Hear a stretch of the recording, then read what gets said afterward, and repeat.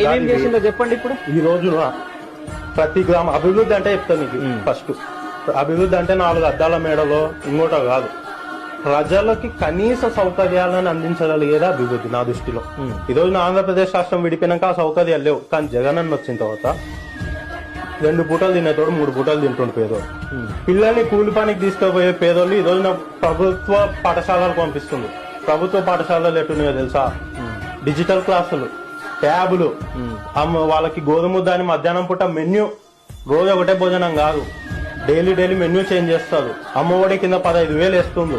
English medium ఉన్నోళ్ళే English medium కాదు, పేదోళ్ళు కూడా ఇంగ్లీష్ మీడియం చదవచ్చని ఆ పేద విద్యార్థులకి ఇంగ్లీష్ మీడియం తెచ్చినాడు. వసతి దీవెన, విద్యా దీవెన, ఇది విద్యార్థుల పరంగా చేసిన అభివృద్ధి.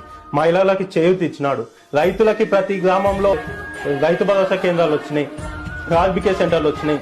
గతంలో పంట పండిస్తే గిట్టుబాటు ధర ఉండేది కాదు, పంట నష్టపోతే నష్టపరిహారం ఇచ్చేవాళ్ళు కాదు. కానీ ఈ రోజు పంటకి గిట్టుబాటు ధర ఉంది, నష్టపోతే నష్టపరిహారం ఉంది. నీకు కావాల్సిన ఎరువులు, ఇత్తనాలు అన్ని అక్కడే దొరుకుతున్నాయి. గ్రామంలో వాలంటరీ వ్యవస్థ వచ్చింది. ముసలి వాళ్ళు ఎండకి లైన్ లో నిలబడి పెన్షన్ల కోసం గంటలు ఎండలో నిలబడి ఎంతో మంది ప్రాణాలు కోల్పోయినారు గతంలో. ఈ రోజున 1వ తారీఖు వస్తే పొద్దున్నే డోర్ కొట్టి వాలంటీర్లు వాళ్ళకి పెన్షన్లు ఇస్తున్నారు. అదేవిధంగా ఇల్లులు ఇచ్చినాం, 22 లక్షల ఇల్లులు ఇచ్చినాం, 30 లక్షల ఇళ్ల పట్టాలు ఇచ్చినాం.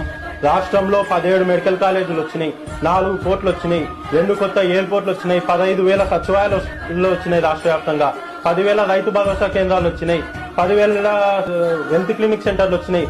పెద్ద రోగాలు వస్తే ఆడుకోవాల్సిన పనిలే, నీ ఊర్లోనే హెల్త్ క్లినిక్ సెంటర్ ఉంటాయి, నీ ఊర్లోనే డాక్టర్ ఉంటాడు.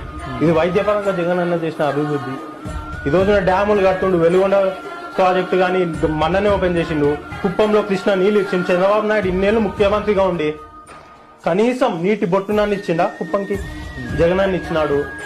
ఉద్దానం బాధితులు, క్యాన్సర్ పేషెంట్ ఉంటే వాళ్ళ కోసం హాస్పిటల్, వాళ్ళ కోసం నీటి సమస్య లేకుండా చేసినాడు. ఇవన్నీ అభివృద్ధి కాకుంటే ఏందన్నా? సరే, నువ్వు వైసీపీ యంగ్ లీడర్ గా నువ్వు